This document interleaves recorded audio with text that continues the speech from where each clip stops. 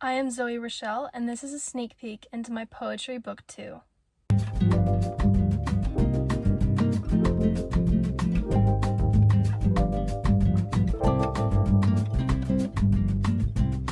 I currently have the worst setup ever as far as like my propped up phone goes. But we're just gonna go with it. I'm also trying to remind myself that the camera's there, not there.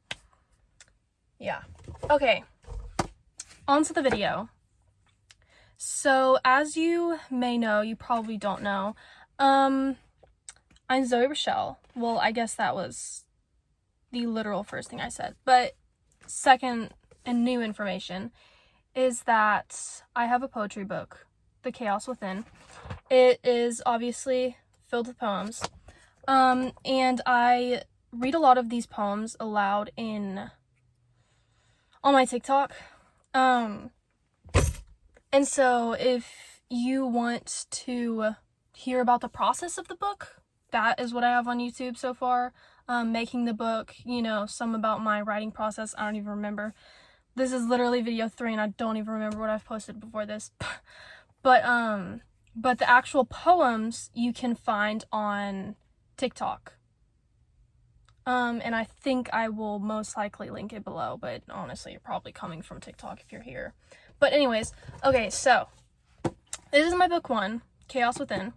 And then I'm in the process of making book 2.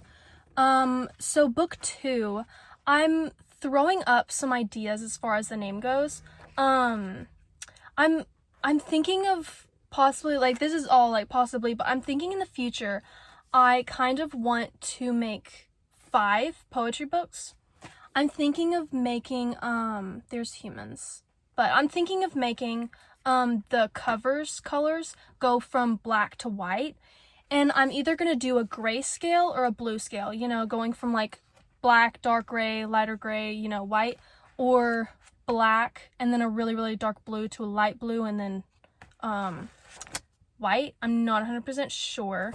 I'm thinking that I will keep the face, but I'll change what's inside. I thought of possibly putting bees instead of flowers in my next one because, like, we love.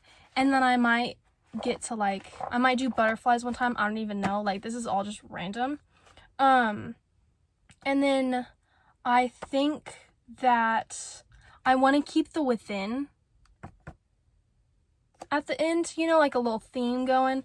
But I'm not sure what I want book 2 to be called yet. At first I kind of thought that I could make it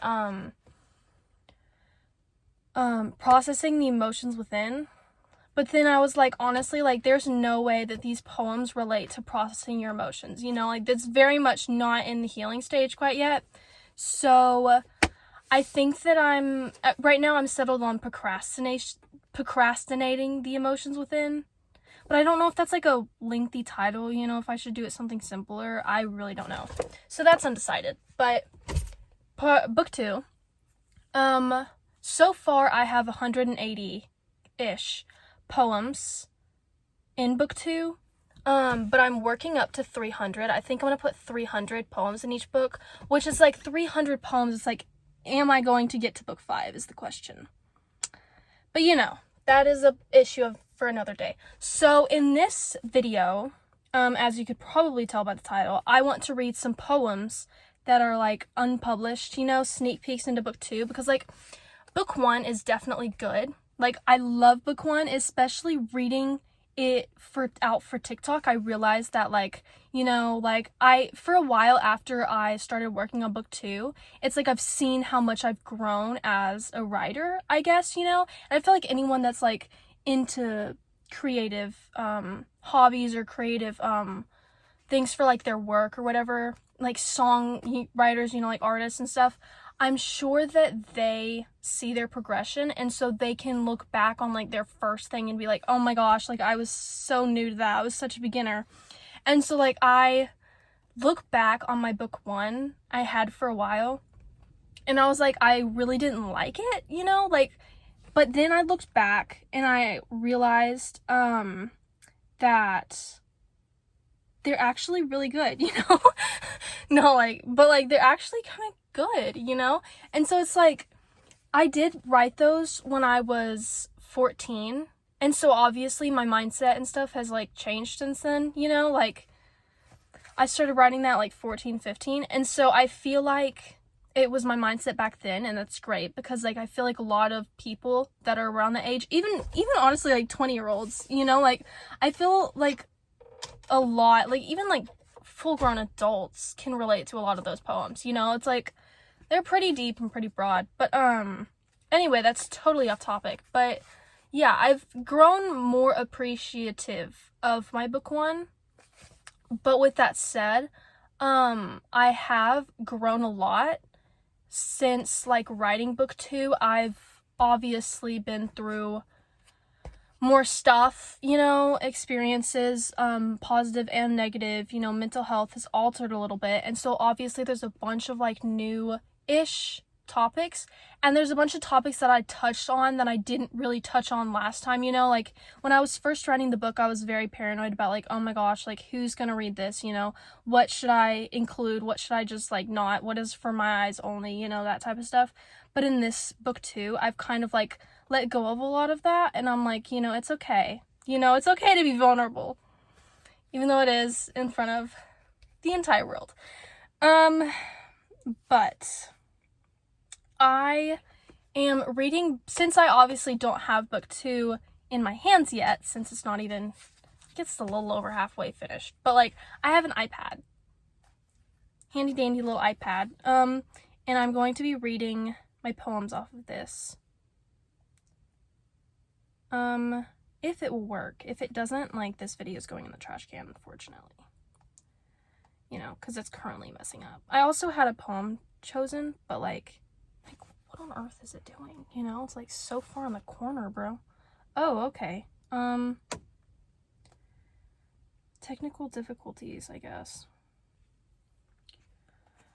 Also, it's literally, as I get this pulled up, it's literally, like, 80 degrees. Sitting in a car that's turned off. So, if I sweat, just ignore it. Pretend like I'm not. I'm also going to probably progressively turn red because I'm a little hot. But, you know, we'll just ignore that. Okay. So, I think that I'm just going to choose random poems. I might explain them a little bit. I don't even know. Like, I haven't even thought through this video, bro. You know, like, I mean, I just got in my car. And so, like, I really don't know what I'm even going to do throughout this video, but I guess we'll find out together. So the first poem that I have pulled up randomly is, it's also very windy, so if you can hear that, I apologize. But the poem is, I believe that forcing, I wonder if I should keep in all the stuttering. I might keep in some mistakes because, like, we're all human. I believe that forcing the monsters in my mind to sound pretty makes it easier for my brain to process the trauma they cause, because maybe forcing the emotions to appear prettier makes the darkness within seem a little bit lighter. Maybe it makes my head seem a little less like a prison and a little more like a home.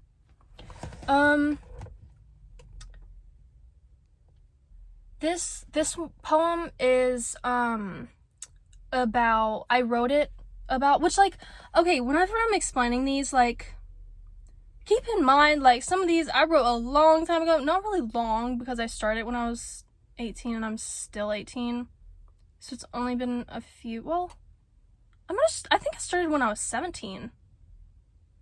Yeah, I started writing it when I was 17, so it has been like a year since I probably wrote, over a year since I wrote some of this stuff.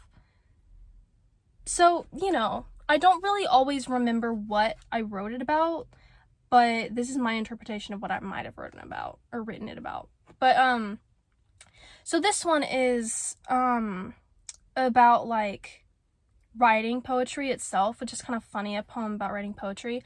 But, it's basically, like, why I do this, I guess. Not really like this, like, as in, like, writing to post and stuff and publish, but, like, it's basically saying that I like making the dark emotions seem pretty.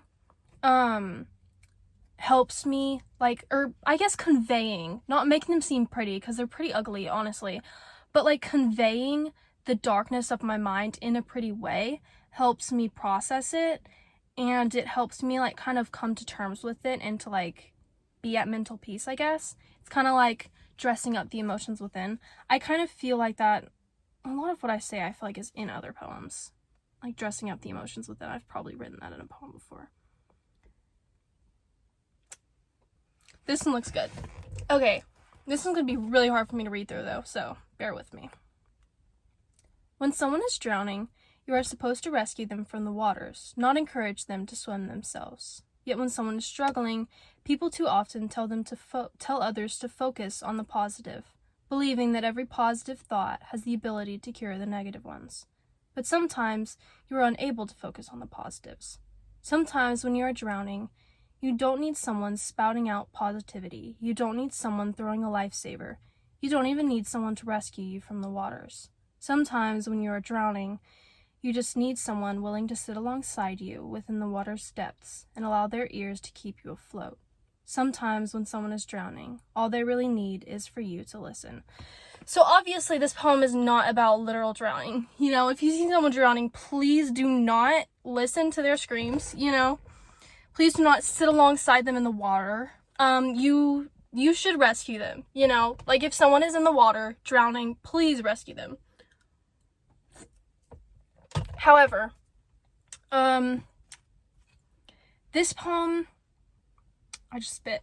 This poem, I need to put this back up so it's easier for me to sit up. This poem is about, obviously drowning is a metaphor for, like, I guess not obviously, you know, like, not everyone can see it's on my brain, but this poem is like a metaphor, I guess, for struggling, you know, obviously, like, mentally.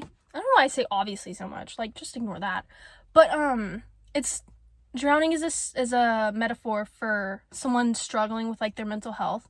And it's basically like, sometimes it's like a lot of people want to approach mental health as like when someone's stressed, you know, they're like, oh, you know, just calm down, you know, and then whenever they're just breathe. And then whenever there is someone who's struggling with depression, they're always like, oh, just be happy, you know, think happy thoughts, and they give all this like positive nonsense. And I mean, I guess it comes from, well, sometimes, most of the time, it comes from a good place, you know. They don't really know how to handle it, and like, valid, you know. But at the same time, it's like, honestly, if you don't know how to react to someone like telling you that they're depressed or something, just go to Google, bro. Google has all the answers. TikTok has all the answers. But anyways, that's off topic, or I guess not off topic, it's just like going down a rabbit hole. But this is about, you know, when someone's struggling, and it's basically me just like saying, just, you should, like, I guess not, don't like stop altogether, but like, instead of like spouting out positivity or trying to like save them and fix everything for them, you know, instead of like trying to rescue them, just sit in the mud with them, you know, like, just let them talk. And it's just like, you don't always need to say anything, you know, like, a lot of times you don't, like, I know some people don't like physical touch, but like, just sitting next to them, giving them a hug, if that's the type of like vibe or relationship or whatever that you got with them, and just listening to them. Because like, a lot of times, like, you don't need to say anything, you know, like, people just need to talk about it and get it off their chest. And a lot of times that helps a lot more than people realize. And if you ever do want to say anything, I would honestly, I mean, if anyone's curious or like doesn't know how to react in that situation, and like maybe they are put in that situation, or they think they might be, you know, a friend of theirs is struggling, just go on TikTok or go on Google and see what not only like therapists and, you know, psychologists have to say on how to react to that, but also people who have dealt with that mental health, you know, see how they like people reacting, you know, what has helped them. And I feel like that is like important. Also, off topic, but I have allergies right now, so if I sound weird, just ignore it, it's fine. Okay, I like this one, so we're gonna go for this one. When children are young, they struggle with something called object permanence. Children will love the stuffed giraffe, yet if you hide the giraffe out of sight, they will forget of its existence entirely. In time, kids will eventually learn this concept, though I don't think I ever truly did. When in the presence of those closest to me, I know they love me, yet the second I am no longer in their presence, I struggle with the idea that they still care. I am the girl who hears a positive conversation a friend had about her and is amazed at the fact that she was remembered at a time where she wasn't present. I am the girl who gets rare heartwarming text from someone she loves and is surprised they still care about her after not seeing them for days. I know they do care. I just forget that the love doesn't disappear the second I am no longer in their presence. Just ignore the stuttering throughout that. But that was one take, bro. I'm proud of that. That was one take. I did stutter, but amazing.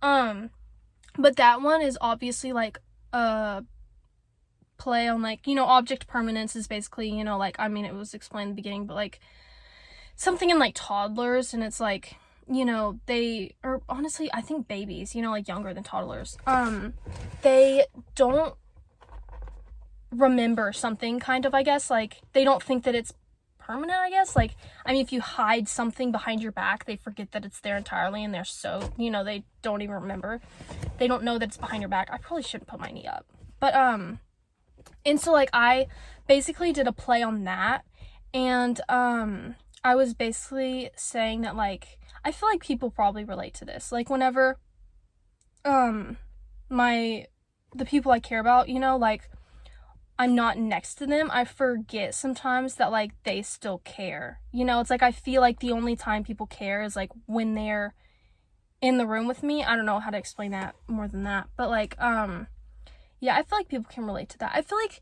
everything that people feel, you know, everything that you are feeling and going through, someone else is going through, probably not the exact same thing, but like a similar thing to that.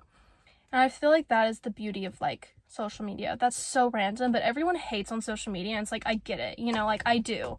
But it's like, I mean, the social media itself is not horrible, you know, it's just how people choose to use it, you know, like, social media is a negative or a neutral force, you know, like, awful people exist in the world. Obviously there's going to be like a lot of hate and stuff on it because, like, you know, that's just what people choose to spread. But like, I feel like if people were more open about what they were actually feeling and going through, they'd learn that like a lot of people are very similar and feel the same way. So that's kind of like why I like to share poetry online, but that was so random. Roses aren't always red, and violets were never blue. I am scared to admit that I am unable to hate you. It would be easier to just leave you in the dust, but I can't help but love you despite how often you have betrayed my trust. Though I do know that you will never change, and that the issues that have been called to the surface will never go away. Roses can also be yellow, and violets are really purple. We constantly go from love to hate, and all it ever does is come full circle. I feel like that one's kind of clear. I mean, it's probably harder whenever you're hearing someone read out loud for the people who, like, you know, aren't auditory learners. But, that one is basically, like, I love the roses are red and violets are blue, poems. And so I kind of wanted to do something that was like that. Okay. So, first off, what I was saying, was that, what's it called? I have loved, like, roses are red, violets are blue poems lately, and so I wanted to do one of those. And then I've also loved, like, looping back the intro into the conclusion type of deal, you know, first paragraph to last paragraph. I saw that on TikTok about, like, regular books, you know, like, starting with one line or with one idea and ending with the same line or idea, and it is completely different, you know.